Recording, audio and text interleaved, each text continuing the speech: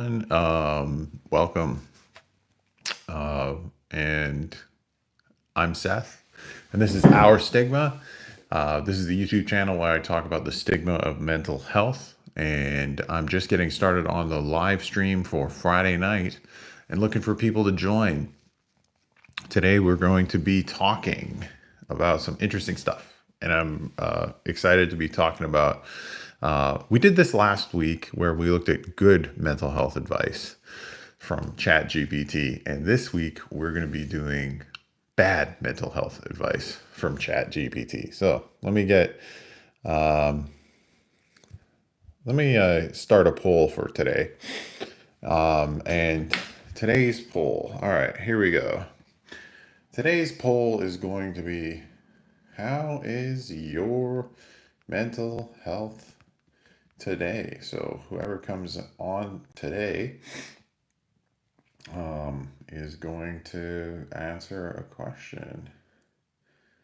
And let's see, our poll is going to be, let's say our poll today will be, um, hmm, maybe, is your mental health good today? That's what the question will be. Is your mental health good today? Yes or no? And we'll see what people say. And you all can come on and explain how. Yeah, just tell me how your mental health is, and yeah, we'll be waiting for people to hop on. And last week, oh my gosh, I got like my dirtiest hat on today.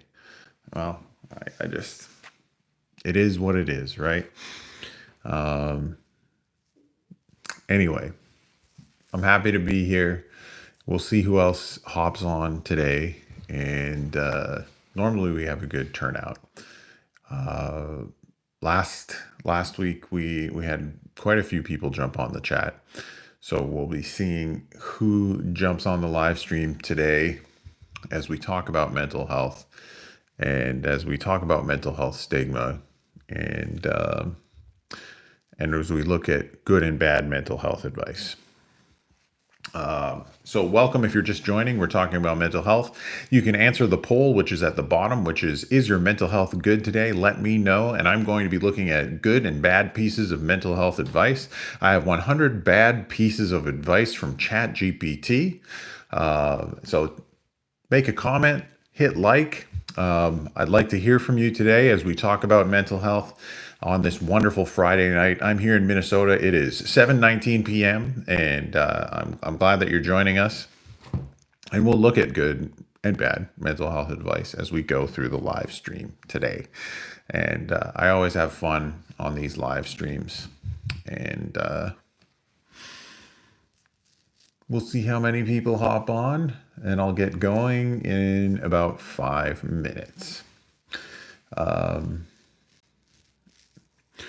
So we have one vote so far. So we have 100% at no. So one person has voted no. Their mental health is not good today. And if your mental health is not good, let us know why.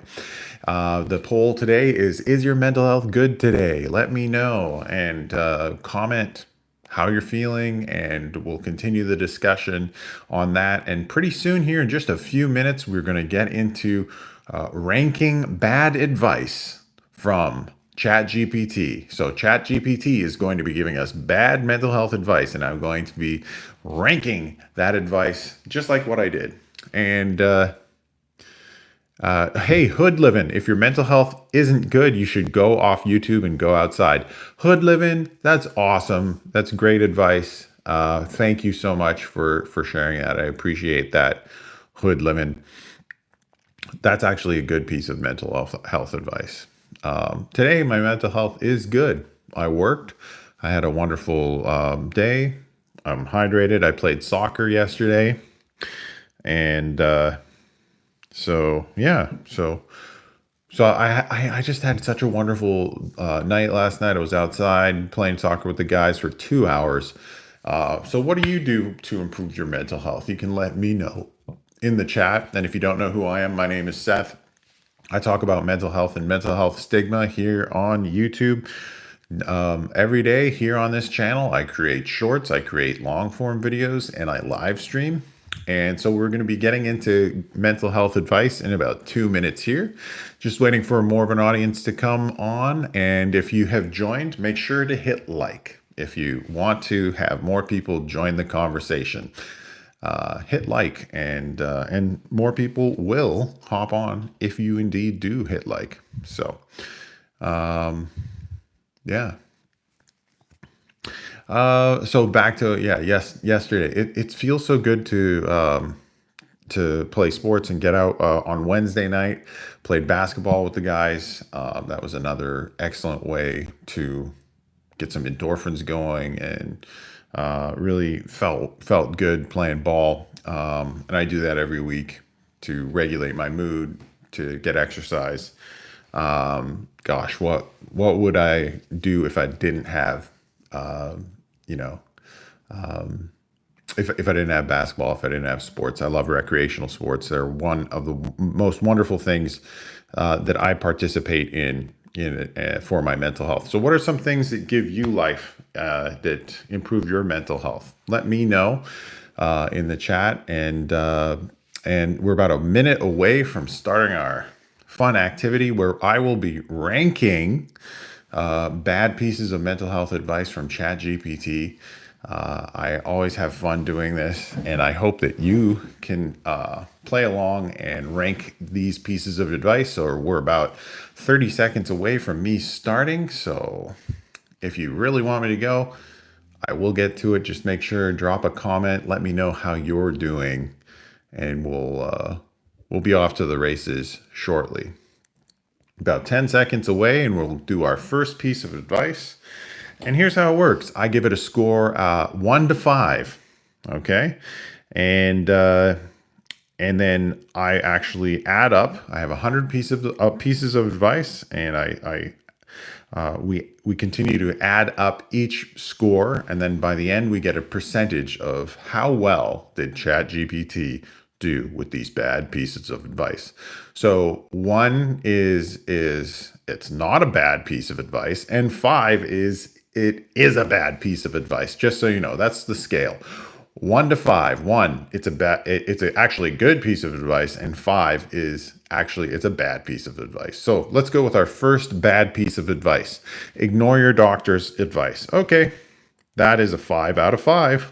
We're starting with that. And please, yes, listen to your doctor. I trust my doctor. And Esteban says, hey, Jesus loves you. Awesome. Thank you, Esteban.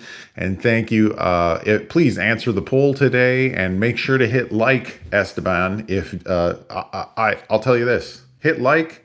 I'll say, yes, I'm Christian. If you didn't know, I'm a pastor. I live well with bipolar disorder, and I'm in recovery from addiction. So Esteban, I appreciate your comment. Let me know how you're doing today, Esteban. Appreciate it. And we'll move on to our second bad piece of advice. Skip your medication if you feel fine. That's a 5 out of 5 for me. So again, that will get a perfect score. And a perfect score means it's a horrible piece of advice. Moving on to our third piece of advice. Isolate yourself from everyone. That is horrible advice. 5 out of 5 means horrible, so that is horrible advice. So I will add to the score another 5, a perfectly horrible score. Isolating yourself if you have a mental health condition is one of the worst things you can do. I am connected with so many different groups of people. I have a support group in recovery from addiction, so I go to addiction recovery groups. I play recreational sports. I'm active in my church community. As you know, I'm a pastor, but I have other people who are faith and spiritual supports. I have good family support. So if you are struggling with a mental health condition, one of the key things is to be connected with other people. I will say that is something that has really helped me. And if you're just joining us, we're talking mental health and mental health advice. If you have any questions for me about mental health, please put it in the chat. I'd love to hear from you. And we're moving on with Chat GPT's horrible pieces of advice. We'll move on to piece of advice. Number 4, stop going to therapy. Yes, stop going to therapy. I have continued to stay in therapy. I went to therapy for a long time. Therapy has benefited me absolutely. So, stopping going would be a horrible piece of advice. So, 5 out of 5. There we go. Now, ChatGPT normally starts off pretty strong, but as I find that if I ask for 100 pieces of advice by the end, it gets pretty bad. So, we're moving on to our 5th piece of advice: self-medicate with alcohol or drugs. That's probably one of the worst things you can do if you have a mental health condition. So I am an advocate for, for myself, what works for me is complete abstinence from all mind or mood altering chemicals. So I don't use drugs, I don't smoke weed, I don't drink alcohol. Because I have a diagnosis of bipolar, I have stayed completely sober, and that's what works for me. So I see this piece of advice where it says self-medicate with alcohol and drugs as absolutely bad advice. So I'll say 5 out of 5, bad advice. Definitely.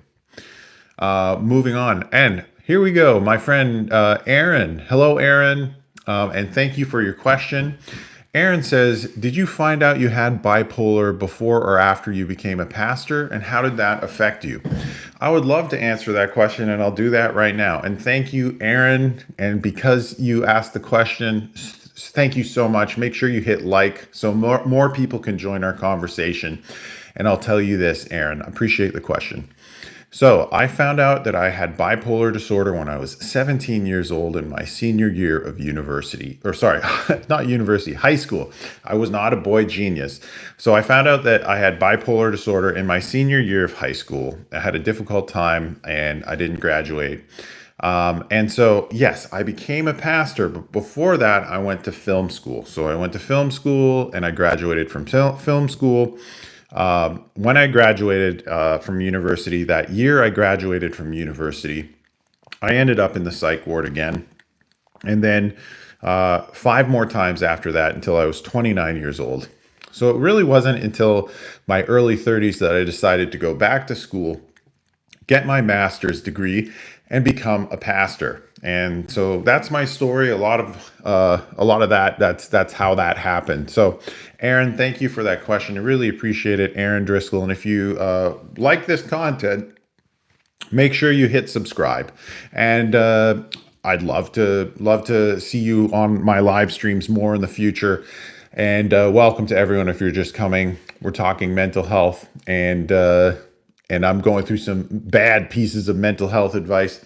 And if you don't know who I am, I'm Seth, and we'll move on to our next piece of advice. It is sleep as little as possible. Okay, sleep is a pillar of good mental health. So that's a bad piece of advice. 5 out of 5, I'm going to say. So yeah, sleep as little as possible. Horrible piece of advice. 5 out of 5. Sleep, I need to get good sleep or I don't function. I need to get good sleep. It's not a very good thing for someone who has bipolar disorder to not get sleep. And I'm very fortunate that right now and for quite some time, well over a decade, for about 14 years, I have been getting good sleep. It's good for my mental health. It's treating my bipolar disorder very effectively.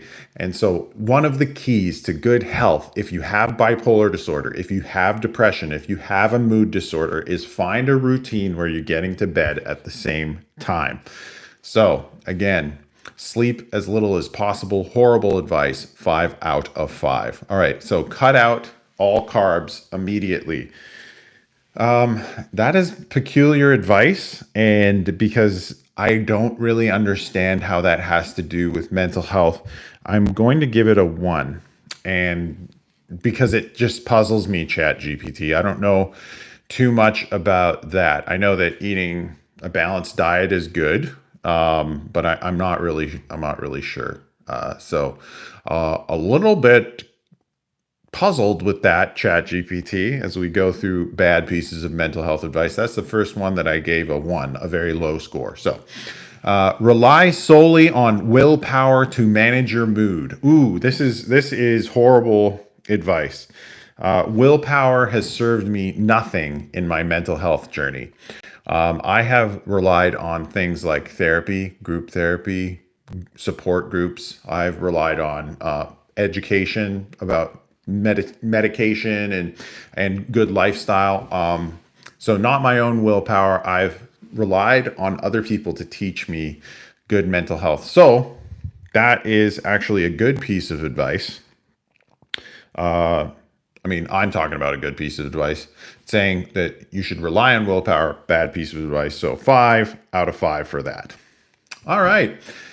Make sure you answer your poll. The poll: How is your mental health good today? That's our poll question. And if you want more people to join the conversation in the chat, hit like, and more people will come. We welcome to everyone. And if you don't know who I am, my name is Seth Perry, and this is Our Stigma, a project where I talk about the stigma of mental health. We're moving on to our next question here. Our next comment from ChatGPT: bad piece of advice about mental health. Watch depressing or violent movies. Yeah, absolutely. For me, that is a definite bad piece of advice. See, what you take in when you're trying to stabilize your mental health, and it really depends on what you can handle. But for me, watching movies that are disturbing never really helped me build a good foundation of mental health. I kind of leaned into really pleasing, happy comedy, like chill movies. And I actually was in treatment for 5 months, and they always showed movies there, but they were pretty bubblegum, pop, surfacey, easygoing, not very controversial, not a lot of violence and stuff like that. So I will say that's a good piece of advice. So, yeah, absolutely. Definitely a good piece of advice there. So again, I'll score that one a 5 out of 5. Okay, take on too many responsibilities. Couldn't agree more. One of the things, if you have a mental health condition, is you might think like you want to take on everything at once. And so taking on too many responsibilities is a bad piece of advice if you're trying to find a foundation for your mental health. So taking on too many responsibilities was always bad for my mental health. And folks, if you are just joining, my name is Seth, and I am an advocate for mental health. I talk about mental health stigma here on this YouTube channel. If it's your first time here, just say something in the chat. Let me know you're here, and I'll answer any question you have about mental health. Love to hear from you. We'll move on to our bad piece of advice from ChatGPT. Surround yourself with toxic people. That is a bad piece of advice, so I will score it 5 out of 5. Thank you, ChatGPT, because that is a horrible piece of advice. Thanks. Why? Because the right people will lift you up. The right people will make it so that you find wellness, and those are the people that I sought out when I first started my mental health journey. So surrounding yourself with the right people is a good thing. All right, so then that gets a 5 out of 5 from me. And let's see. Another bad piece of mental health advice from ChatGPT is keep your emotions bottled up. Well, you want to let your emotions out if you're trying to find mental health recovery. So, again, that gets a 5 out of 5. That's a horrible piece of advice. And thank you, ChatGPT, for that horrible piece of advice. I've scored it 5 out of 5.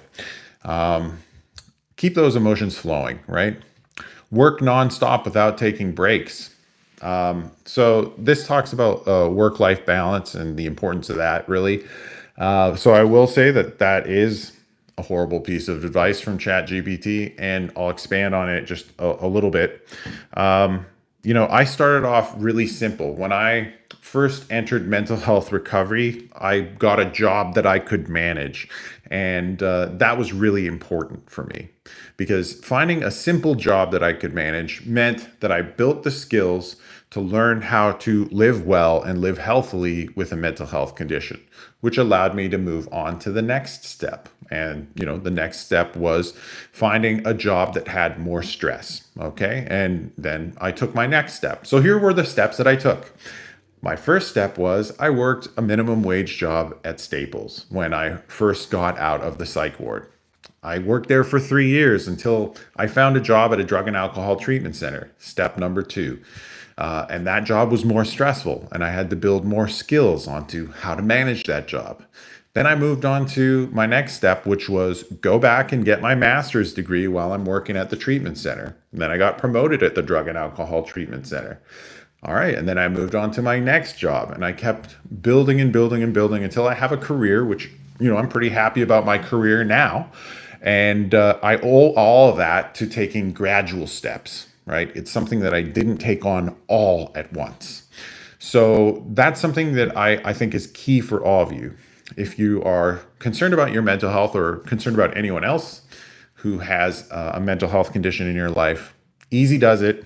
First things first, you got to take small steps first. All right. And that's what worked for me. So we'll move on to our next piece of advice. Don't bother journaling your feelings. That's a bad piece of advice from ChatGPT. It gets a 5 out of 5. Okay. From me. That is definitely a bad piece of advice. And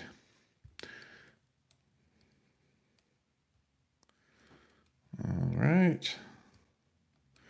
I'm just adding a few things up here right now. And welcome to anyone. If you're just joining right now, my name is Seth and I'm in recovery from addiction. And Aaron, thank you for your comment. I'll get to your comment in a minute. I'm in recovery from addiction. I have bipolar disorder and I'm in recovery. And we're talking right now about mental health and the stigma of mental health. If you're just joining us, make sure to hit like and more people will join the discussion. And right now, I'm going to take a question from the chat, a question from Aaron. And I appreciate Aaron for asking this question and making this comment. So I've had ADD and anxiety disorder for about a year now. And so do you have any advice for me? Yeah, absolutely. So 3 pieces of advice for you. If you have ADD and anxiety disorder and you've known, and it's really early on. So first piece of advice, make sure that you are getting help to go to the doctor and to see as many medical professionals as possible. So utilize your family doctor as much as possible. If you have a mental health condition, get out and see your family doctor quite a bit. When I was young and I was new to my diagnosis, I saw my family doctor quite regularly, right?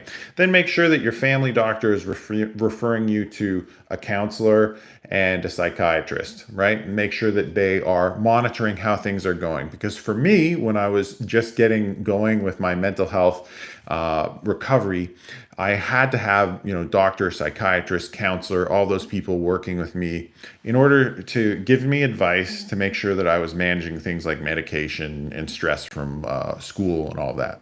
So that's my first piece of advice. My second piece of advice is something I said just earlier, but easy does it. Don't put too many expectations on yourself. When I was young, I had ambitions. I wanted to take over the world. I wanted to do all these things. I wanted to achieve my dreams, but I had a mental health condition. The first thing that I needed to figure out was how can I manage my mental health condition and still go through life and work through and get my goals, right? So the first goal for myself, I had to put my mental health ahead of my education. That was the key. All right. So my mental health is first. So you got to make sure everyone at your school and everyone, counseling department, teachers ask for as much help as you can get. Take that help and don't be ashamed that you're asking for help. And my third piece of advice is find a hobby that gets you outside. Get that fresh air, get out in the, in the sunlight and all that. Those are important things to do because, like I just said this earlier, but I play soccer and I play basketball. I go for a walk in the morning with my wife. I go for a walk in the evening with my wife. And those things are basically things that help me. Okay, they help me get through life. They center me, and so my three pieces of advice right there. So I appreciate it, Aaron, for your response, for your question. If you have more questions, drop them in the chat because I love questions. And one big thing that I want for you all to do is subscribe. Make sure you subscribe right now for more mental health stigma breaking advice right here on this channel, because I live well with a mental health condition and I love sharing the things that I do to help live well with a mental health condition. So New York, thank you for your comment, New York. I was just diagnosed with a personality disorder. What should I do? Well, New York, thank you for your comment. Make sure if you have any challenges, New York, you can always call 988. That's what I'll say to you, sir. Thank you. Or sir, or madam, or they, them. And folks, we are moving our way through bad pieces of advice from ChatGPT for mental health. As I talk about mental health, and folks, anyone who's here right now, feel free to ask me a question about your mental health. I'm happy to answer it because I live well with bipolar disorder. I live proudly with bipolar disorder. I'm a recovering addict. I am a pastor. My name is Seth, and this is something that is a big passion of mine. And this is why I live stream. So, welcome if you're just getting here right now, and we'll move on to our next piece of advice. Take on stressful situations all at once. Okay, I'll say what stress does to me and my mental health. Stress is certainly a trigger, and so I need to be able to kind of forecast stressful situations. So I need to know what times of years are going to be stressful. What times of year is life going to be stressful? Like, I'll tell you, Christmas, very stressful time of year for me. February and January, very stressful time of year for me. So I got to be able to know that those times of year are going to be challenging to me, and I got to be able to react and be prepared for that. So knowing stress, you gotta know when stress is coming. So that gets a 5 out of 5 as we rank these pieces of horrible advice from ChatGPT. Oh, here's a bad piece of advice. Forget about having a routine. All right, so let's talk routine. That's a horrible piece of advice. That gets 5 out of 5. So for myself, my routine is wake up. I'm grateful for my wife. She gets me out of bed. Those dogs get me out of bed, and I'm walking. Can't thank them enough. That really gets me going, and I'm grateful for that. So that's how my routine starts. I eat breakfast. After I walk the dogs, I eat breakfast. I check in on a group chat with some of my recovery friends. I'm off to work, and then I'm back. We go for a walk. We have dinner, and I'm in bed around 10:30. I fought very hard to get that routine down. It took a lot of time to actually build that. So think about it like bricks in a big brick wall. You gotta build a foundation with bricks, and that's your routine. Each little brick gets in place. It takes years to build. And that's how I built my routine. So, first part of your routine, getting to bed on time. Second part of your routine, waking up. Third part of your routine, packing a lunch. All these little things that need to be built when you have a mental health condition. That's how I see it. So, let me know about your routine or any questions that you have about a routine, and I will happily answer them. Okay, here's a bad piece of advice about mental health from ChatGPT. Spend all your money impulsively. Of course, that is horrible advice. Yeah, definitely get some financial help. Find ways to have people help you with your finances if you have a mental health condition. That is something that it's okay to ask help for. 19, overeat when you're feeling down. Okay, 5 out of 5. That's bad advice. Bad advice, ChatGPT. Thank you for that. Another piece of bad advice from ChatGPT. Bad advice for your mental health. Constantly compare yourself to others. I'm going to talk about this for a few moments. It is very hard. Okay, it's incredibly hard to not compare yourself to other people. Okay, especially if you have a mental health condition. I'll tell you one thing about a mental health condition. For myself, having a mental health condition meant that I'd be moving along in my life, like going to high school, like going to university, and then suddenly, boom, I would have a horrible episode, right? And then I would end up in the psych ward. And that meant that all my friends were moving along in their life, right?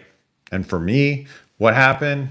I ended up in the psych ward. So everyone's making progress through their life, graduating, finding jobs, getting into relationships, getting engaged, having children, all those things. And here, my life is put on hold because I'm getting trying to get well from my mental health condition, from my bipolar diagnosis.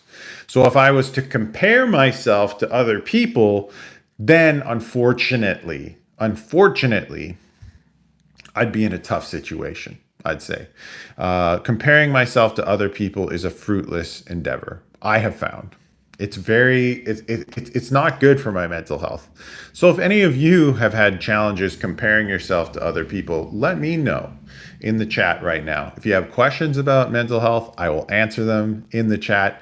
This is the place where we talk about mental health stigma and addiction stigma and anything that you have questions about, because I have bipolar disorder and I've been living well with bipolar disorder for over 14 years, and I like to share what works for me. So please go ahead, share in the chat any questions you may have, answer the poll question, and we'll move on with some of these horrible pieces of advice from ChatGPT. All right, our next horrible piece of advice: avoid physical activity at all costs. Definitely get physically active. It is so good for your mental health. It's been very good for my mental health.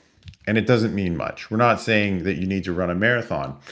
It could be as simple as getting out for a walk once a day, just once a day, 3 times a week.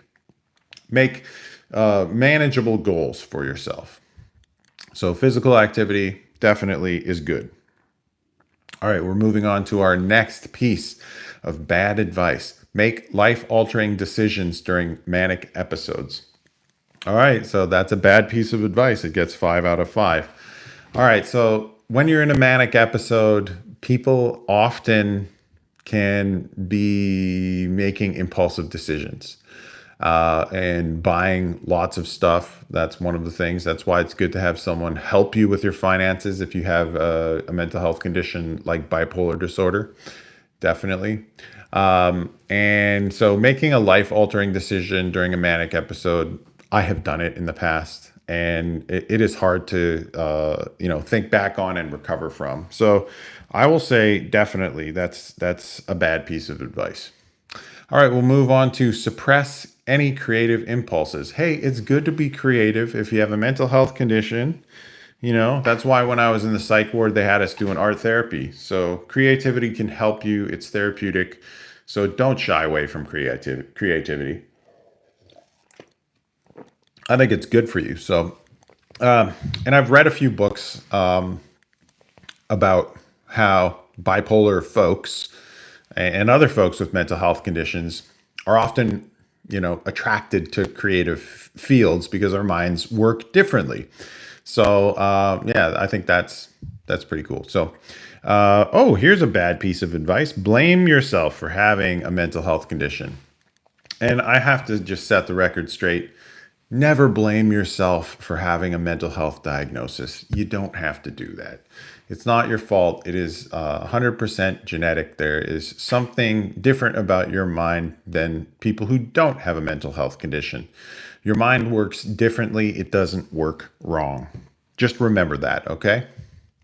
This is another bad piece of advice. Dismiss any small achievements. Yeah, you know what? Every single little achievement is great, right? Celebrate yourself. So that is a bad piece of advice that I'm giving 5 out of 5, and we'll move right on to refuse any help or support from others. Yeah, that's a bad piece of advice.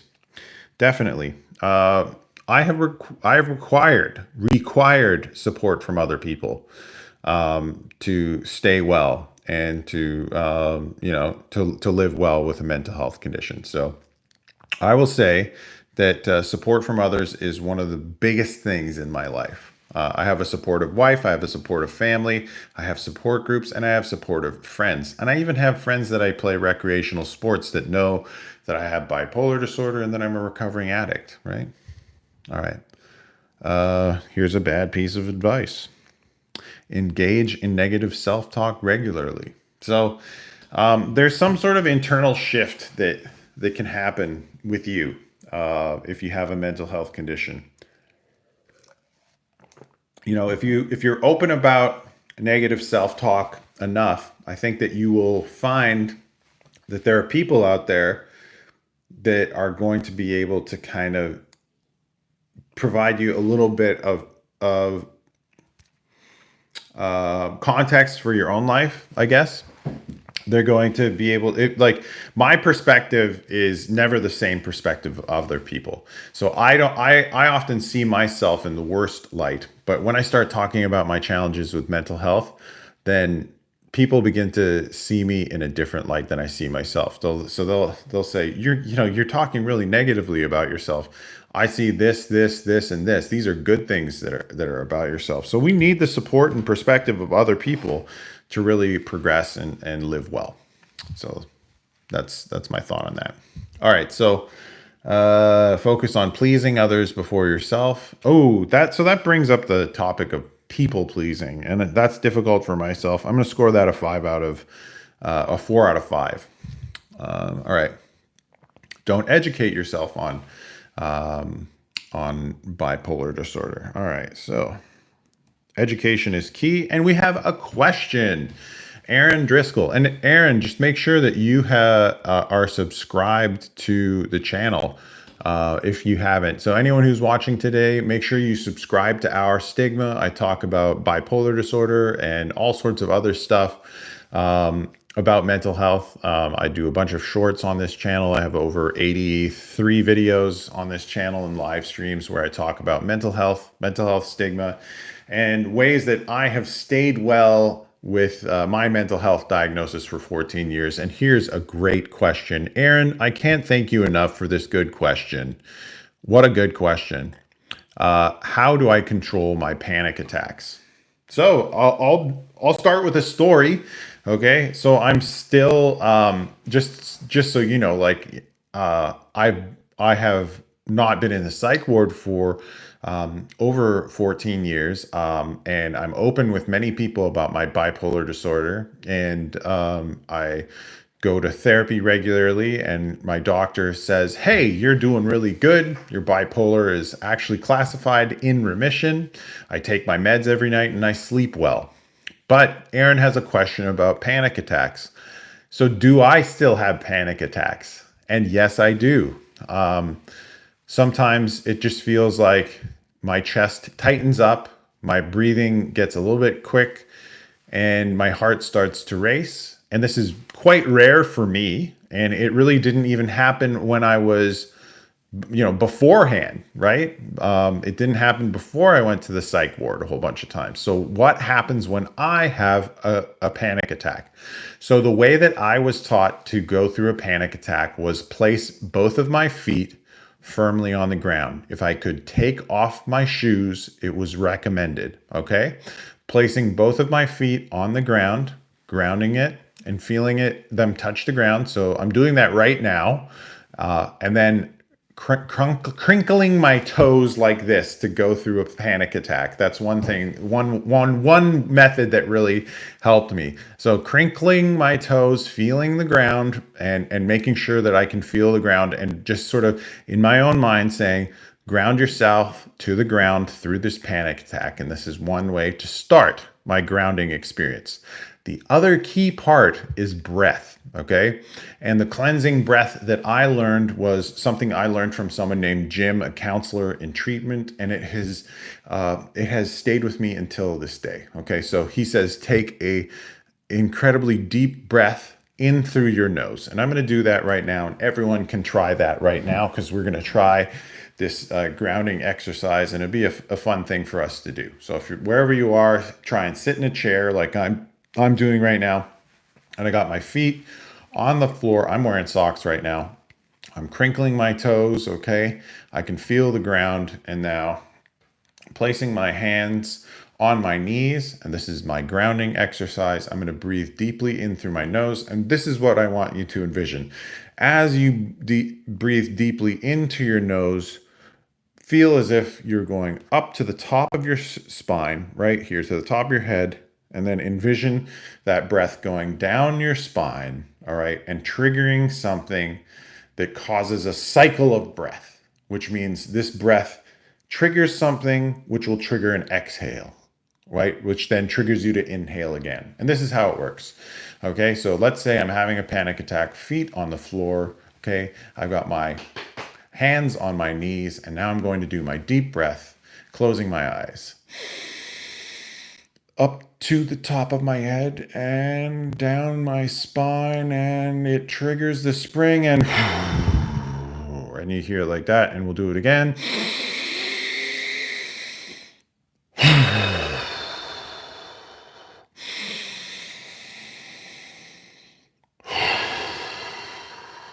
And even after 3 breaths like that, I feel so differently. So Aaron, if you tried that, let me know how that worked for you. And if any of you out there I'm so much calmer right now after doing just 3 cleansing breaths. And I'm really grateful that the counselor named Jim, who, was my counselor for 3 months when I was in extended care after being in treatment center for 2 months. Then I stayed another 3 months. Then Jim was part of the counseling team. Amazing experience. He studied Tai Chi. He used a lot of those things, those methods and techniques to help us. And that really helped. So Aaron, let me know how that worked, and let me know if you tried it and what you think about it. And I'd love to hear how that worked for you. And that's my one way of controlling panic attacks. So Aaron, I'll answer more questions from you if you have any other questions about mental health, living well with a mental health condition, how I do it, how my peers do it. I'd love to hear. All right. Let's see what we can learn from our next bad piece of advice. Okay, here we go. Keep your diagnosis a secret from everyone. Okay, so this is actually, I'm going to give this a 1 out of 5, and I'll talk about this. This project, this YouTube channel is called Our Stigma, and it's called Our Stigma because I believe everybody is interacting with mental health stigma in one way or another. Either we have mental health stigma in our own minds, or we have a mental health condition and we live with the stigma of mental health and the challenges that mental health conditions bring. So I called this channel and this project Our Stigma because I wanted us all to sort of think about how mental health stigma is active in our own lives. So this piece of advice from ChatGPT is talking about, should you keep your mental health diagnosis secret? And you know what? That's up to everybody's choice. It's your own preference. It's your own comfort level. Okay. You might take a stance where you believe that you would like only the very close people in your life to know. You might just say, I don't want friends and family to know. The only people I want to know are the clinical people, the counselors, the psychiatrists, the people who are doing treatment, all those types of people, medical professionals, they will keep your diagnosis secret. And that is probably a good thing, right? And for a long while, I lived with only medical professionals and my closest family knowing that I had a diagnosis of bipolar disorder. And that was my choice because that's how I was comfortable with it. I got to a point in my career where I believed that I was in a leadership role and I could pretty much move the needle and make some progress for folks that had mental health conditions by publicly announcing my diagnosis. And that was something that I was comfortable doing. And doing so, I just said, I can do this. I'm comfortable doing this. And so I did. So I don't think anyone out there, if you have a mental health diagnosis, you don't have to share it to your friends. You don't have to share it to anyone at work. If you feel comfortable doing it, you can. But if you want to remain anonymous and just work with medical professionals and close family, you should feel comfortable doing that too. Okay, because there still is a level of discrimination out there in the world. I've experienced it, and I'm certain if you've had a mental health condition, you have experienced it as well. So that's my thinking on that. All right, so we'll move on to our next bad piece of advice from ChatGPT. It says, stop engaging in activities you enjoy. And boy, oh boy, oh boy, when I was diagnosed with a mental health condition, I was like, I'm not going to do anything that's fun for me. And that was a bad choice. I really wish that there was a way that if there are people out there that people, could just, get back out there as quickly as possible and start enjoying life again. Because when I got out of the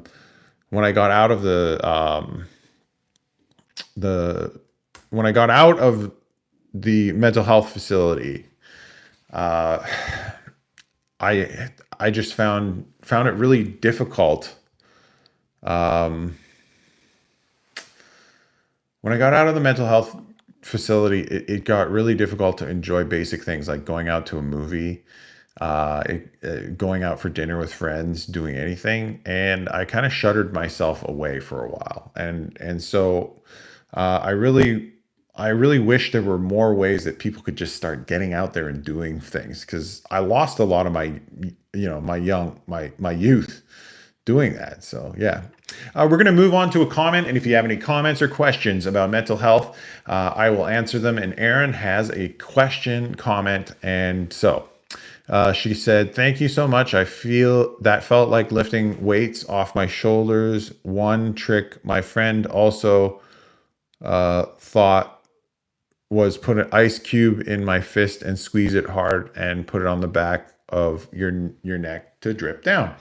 And that will help if, whatever works for you, if that'll help you with your panic attacks, that certainly is a good technique. Absolutely. Thank you for your subscription. Thank you for subbing to this channel where we talk about mental health. We talk about mental health stigma. We've been talking about a lot of interesting topics so far. We've talked a little bit about ADD, anxiety, bipolar disorder. We've talked a little bit about panic attacks. We have talked about good habits and good ideas for your routine if you have a mental health condition. So we've covered quite an interesting gamut so far of wonderful pieces of advice from people. We've gotten some questions. Thank you, Erin, for your questions. They've been great. Some people have answered the poll. And Erin, keep asking questions, because I'll be answering them live here on the chat. I love answering questions about mental health. Again, I'm in recovery from bipolar disorder, and I have lived well with bipolar disorder for 14 years. And broadcasting live here from Minnesota. I'm here on the Our Stigma channel, answering your questions and talking about mental health recovery. And also looking at bad pieces of advice from ChatGPT, like this bad piece of advice. Ignore any signs of mania or depression. So yeah, don't be scared if you have a mental health condition and you start to see symptoms. Sometimes symptoms can cause panic, and then panic can set in, and then you're worried about the symptoms and you're not getting help. And that's something that I used to do, right? And that kept me in a cycle that, you know, only just led to more and more episodes for myself. So uh, if you, so I'll give that a 5 out of 5. And so if you see any signs of anything that have to do with your condition, no matter what your condition is, if you are aware of them, you know, it's okay to call your doctor. It's okay to call your psychiatrist. It's okay to make an extra counseling appointment. Absolutely. All right, here's another bad piece of advice from ChatGPT. Push through without resting, no matter how tired you are. Listen to your body. If you're tired, just get some rest. If you're tired, lie down for a little bit, because if you have a mental health condition, a lot of people get fatigue in the body from all the stress, all the symptoms, and everything like that. And it took me a long time to get to a point where I was okay with listening to myself in that way. So there is a kernel of some good stuff there. All right, we'll move on. Ah, yes. Assume you can control everything without help. That's interesting. So I'll give that a 5 out of 5. There was a time in my life where I just thought I had this, right? There was a time in my life where I got diagnosed with bipolar disorder, and I just thought, not even just I have this, but there was a time when I had bipolar disorder when I got diagnosed, and I was like, no, no, I don't believe the doctors.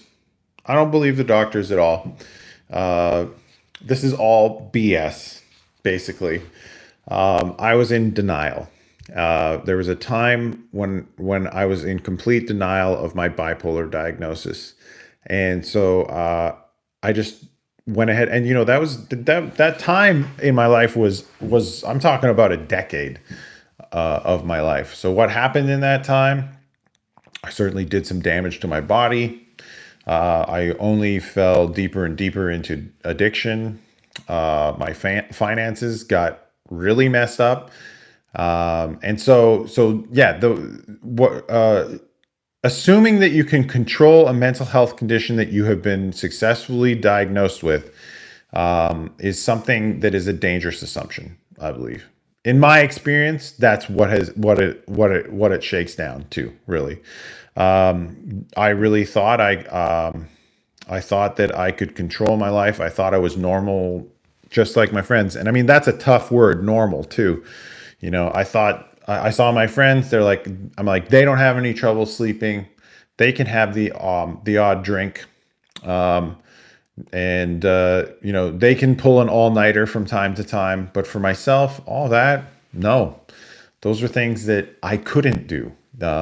I had particular limitations that were related to my diagnosis, and so I really found out, you know, I found out what those were, and it took me over a decade to kind of find out these are the things you can do, and these are the things that you cannot do. And when I uncovered those, then I fell into a rhythm of healthy living, and that's led me to where I am today, and I'm grateful for that.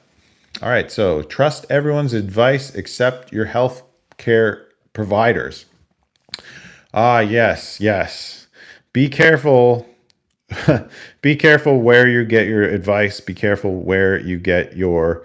Um, Definitely. Okay, so I'll tell a little story about this.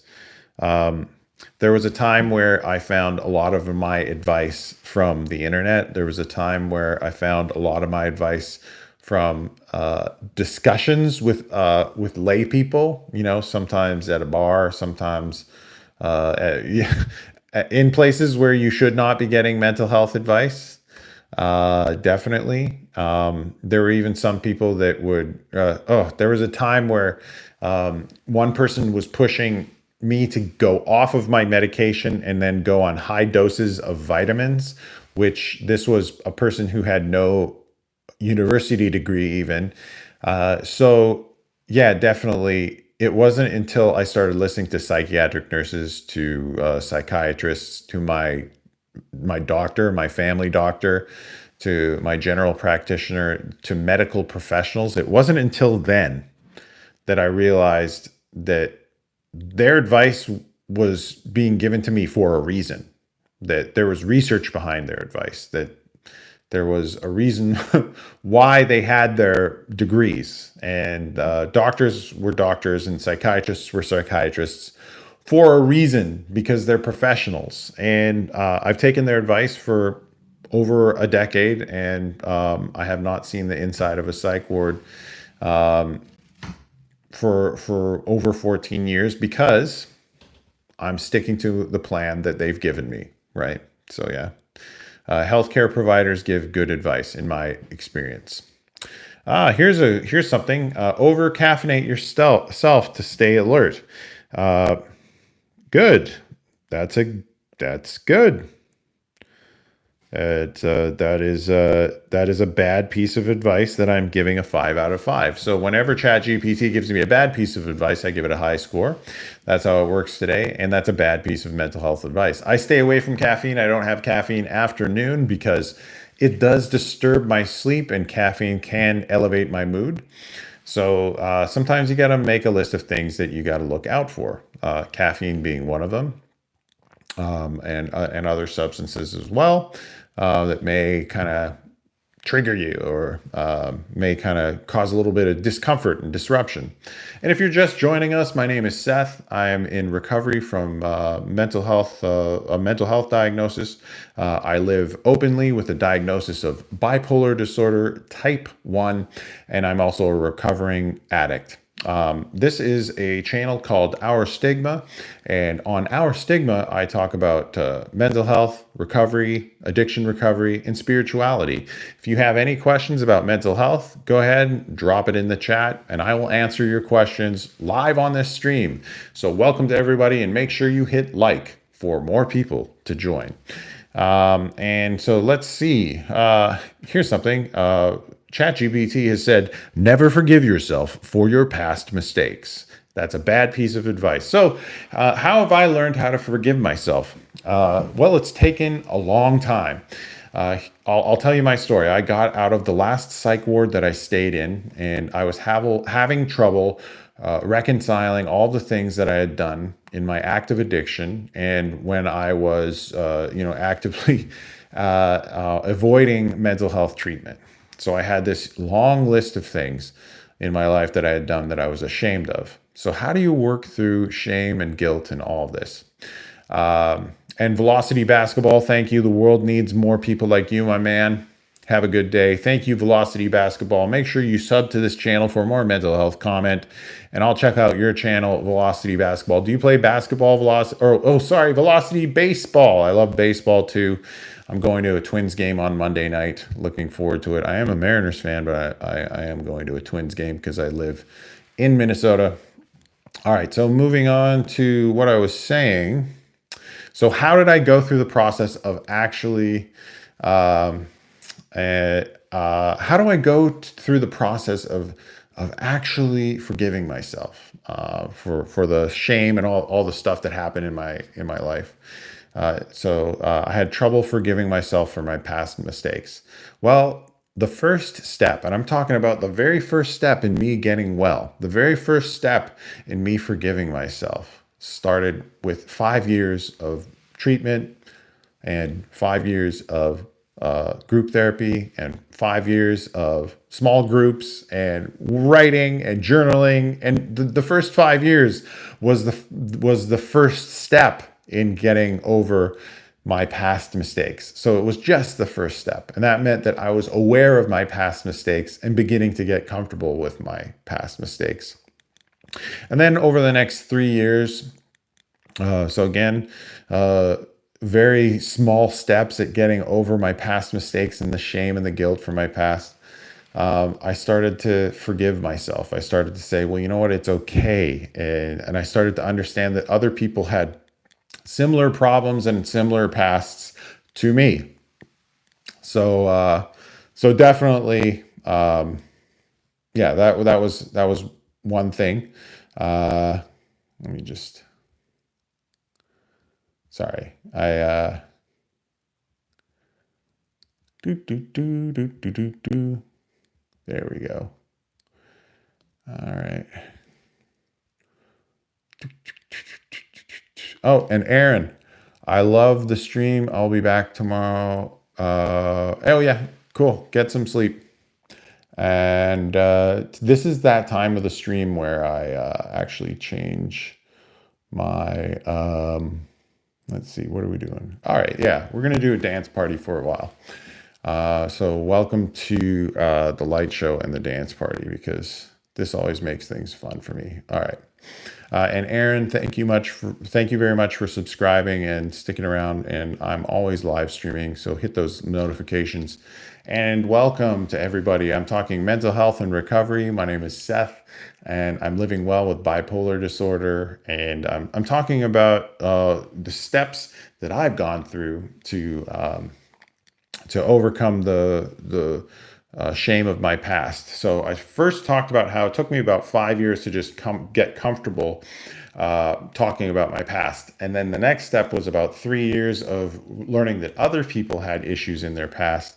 And then after that, then I think I really began to give back and help other people who were dealing with shame. And so, that's where I'm at with that. That's how that happened for myself. So forgiving yourself is a very important thing. I think that if start that journey, because it is a journey, it's worth it. Don't be afraid of that journey. All right, so here's a bad piece of advice from ChatGPT, and I'll go have a look at that bad advice. Let's have a look at that bad advice. Strive for perfection in everything. So it's from its face value, striving for perfection in everything. Whew, for some people, striving for perfection actually might be a good thing.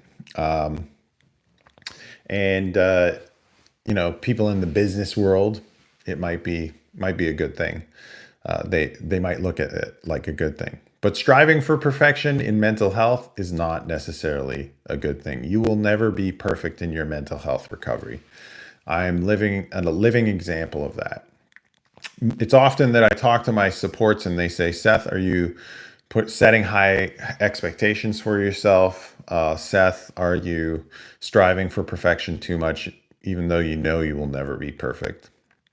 And yes, it is freeing for myself. It is 100% freeing for me to say, hey, you know what?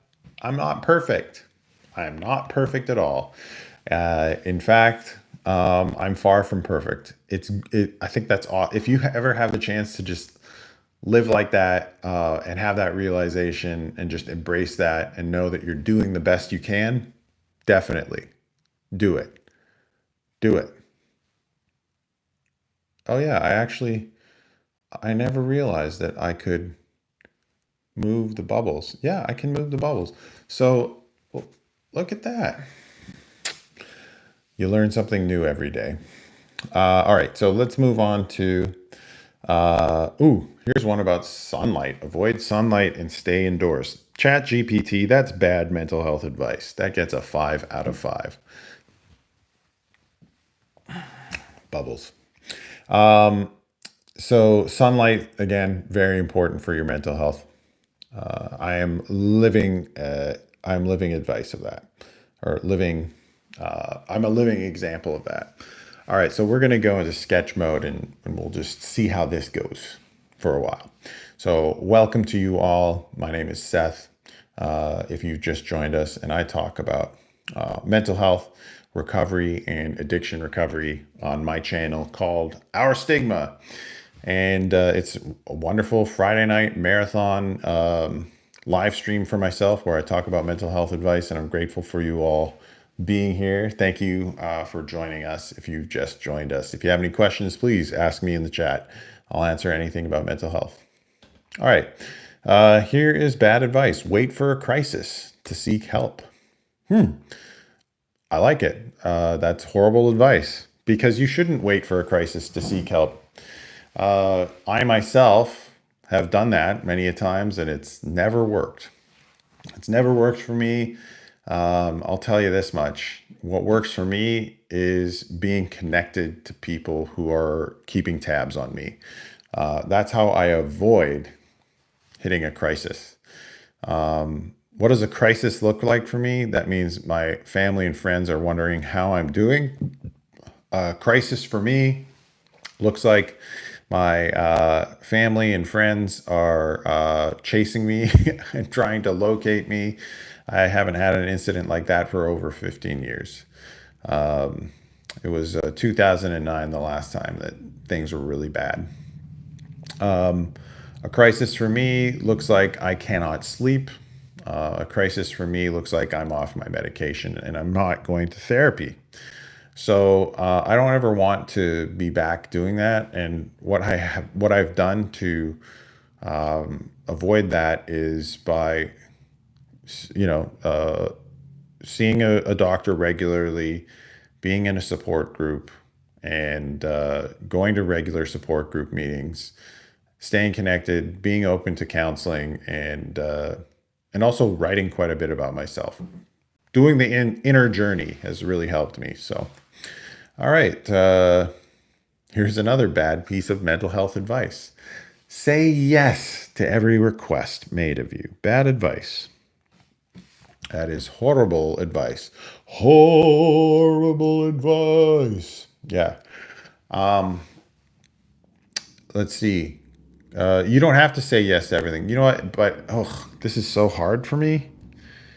I'm sorry. I say yes to too much stuff. People will be like, "Hey, are you free around this time to do this in 3 weeks or whatever?" And there I am. Just I find myself saying yes. Ugh, I don't like it. It's hard to say no to people in my life, and it goes back to what we were talking about earlier, which is people pleasing. All right.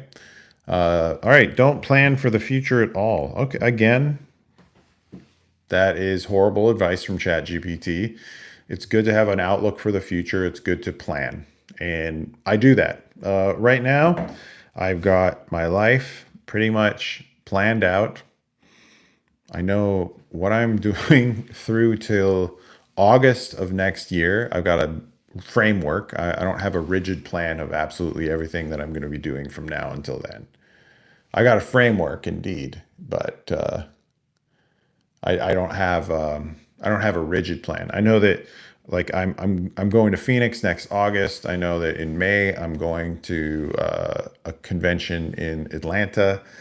I know that I'm doing a few trips to Canada, where I'm from, in the springtime. So I mean, there you go. I know what I'm up to. I know what vacations I'm doing, and I've got a plan in place. And I'm glad that I'm in a relationship with my wife where we can kind of look with some foresight into what's happening in the future. So definitely was not in that place when I was in active, just actively bipolar ups and downs. That wasn't a good time. All right, so let's see. All right, I like this. This is a good filter. All right, so if you're just joining, my name is Seth. I talk about mental health and mental health recovery, and I'm looking at bad pieces of advice from ChatGPT about mental health. And this next bad piece of advice is stay in bed all day, every day. All right, bad advice. I will rank that. And you might think this is impossible, but when I was in turmoil with my bipolar disorder, there were times where I would not leave my bed. There were times where I would not leave my apartment. Why? It was completely impossible because of the chemistry in my own mind was completely off. I was unbalanced and I was not connected in any way to anything therapeutic. And that meant I was pretty much scared to leave my house. So I would stay in bed all day, every day. And I'm glad I don't live in that reality anymore. I'm very grateful where I am right now. So there you have it. There's there's some bad advice. Stay in bed all day every day. Don't do that. What I encourage you to do is do one thing. If you're struggling with depression like I have in the past and I can't get up, all it takes is get the feet on the floor, start with a shower. Okay, you did one thing. Good. And if that's all you do today, then good. Then know that tomorrow you can do one thing again. So you did a shower last day, next day, all right, you can't get out of bed again. Well, put your feet on the floor and again, pick one thing. Maybe cook yourself some food. Good. Excellent. There, you did one thing. And then you can move on to doing two things. And that slow progression of forcing yourself while you also pick up the phone, call people, ask for help. Those are the ways that I've been able to get myself out of the dumps. Okay. We'll move on to, oh, this one mentions coping strategies. Interesting. Interesting. All right. This says bad advice from ChatGPT. Never try coping strategies, new coping strategies. You know what? Open mindedness has gotten me very well in this world. You know what? It definitely has. Being open minded, it's been good for me. I have tried new things. I used to be like, oh, I'm not going to try deep breathing. Oh, I'm not going to try therapy. Oh, I'm not going to try going to a support group. And all of those closed minded ways, it didn't serve me well at all. Being closed minded only meant that I just got sicker and sicker and sicker. Being open minded when I got into recovery and when I got out of the psych ward, being open minded meant that I was willing to try going to therapy, going to a counselor. I was willing to actually take the suggestions from the counselor. And I was willing to go to support groups when they suggested it. Absolutely. So, yeah, that's what I think about that. And again, if you're hopping on right now, and ask me any questions that you can about mental health, and I will answer them, folks. Who's on here too? Introduce yourself in the chat if you're just joining. I will interact. I love chatting, and I love giving advice about mental health. And if you need to know more about me, my name is Seth. I live well with bipolar disorder, and I have been clean for. I've been clean and sober for 14 and a half years. That's how long. April 12th, 2010, I stopped using. And that's how long I've been in good mental health recovery. I tried mental health recovery many a times before, but yeah, now, yeah. Anyway, Darcy has it. Thank you. All right. Who else we got? Anyone else? Do do do do do do. If you're on the chat right now, I will answer questions. And I'm answering questions about mental health. So for the 6 folks in here right now, make sure you hit like and more people will join. I'll wait for any questions, and you can ask me anything about depression, bipolar, mood disorders, spirituality. We've been talking about coping strategies like we just did a breathing exercise, anything like that.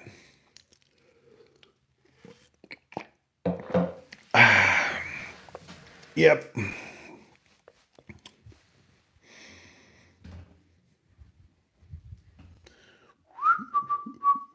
And I can whistle too while we just sort of wait.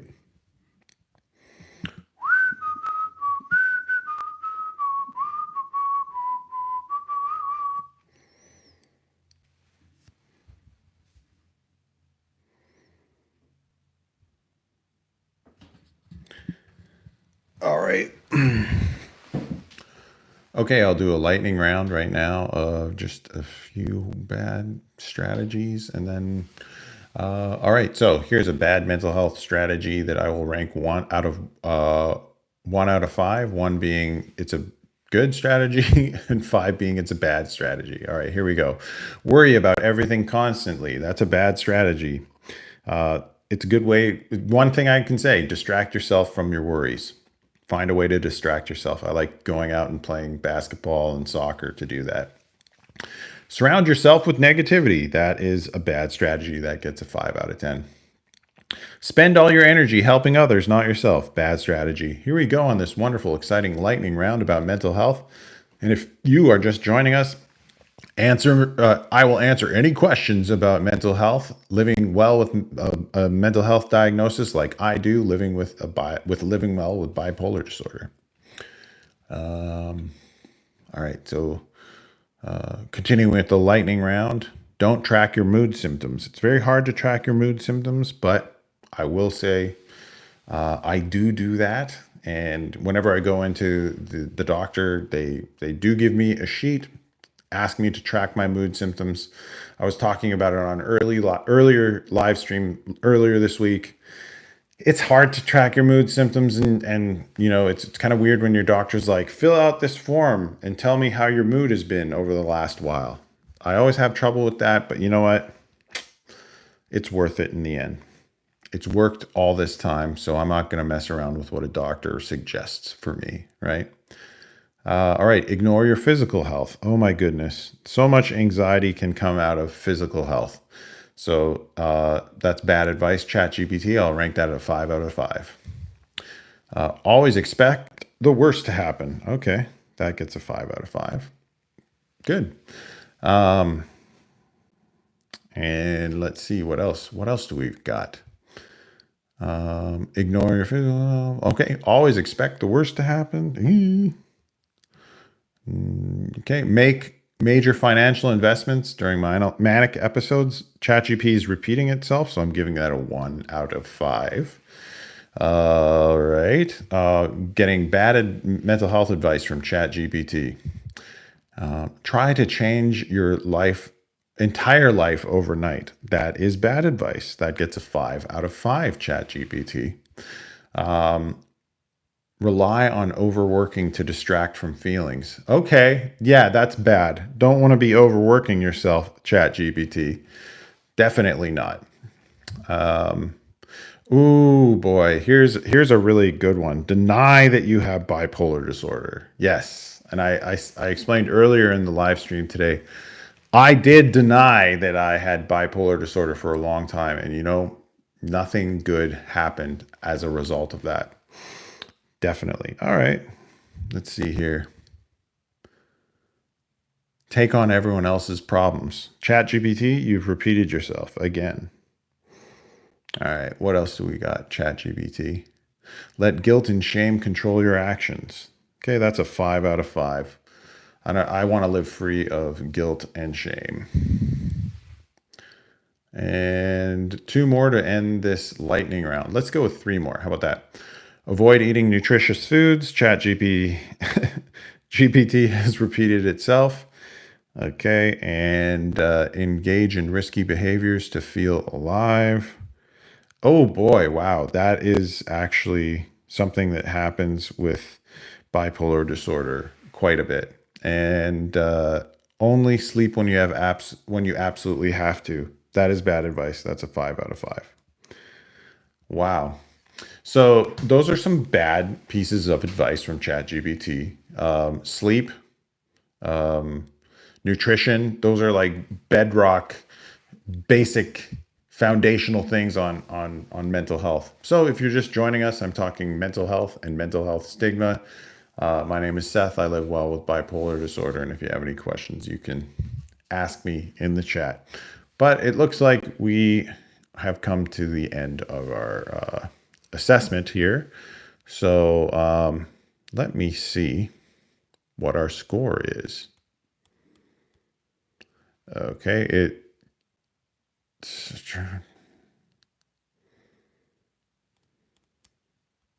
okay.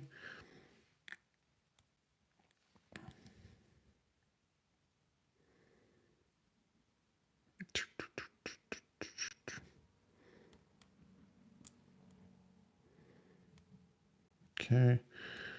Chat GPT gets an 88% today. That's a better score on when I asked ChatGPT for good mental health advice, and it scored around like the 50%, but today it got an 88%. So that's where I get what we got. So it's fun to play this game, and it's really been fun today answering your mental health questions. I want to thank all of you for joining us. I want to thank Aaron for subscribing and the other folks. Let's get a read on how many subscribers we got today. Wow, we scored 3 subscribers today. If you like mental health content on YouTube, hit like and subscribe. But wow, 3 more people joining the conversation on mental health. I'm grateful for that. And thank you. So I'm out.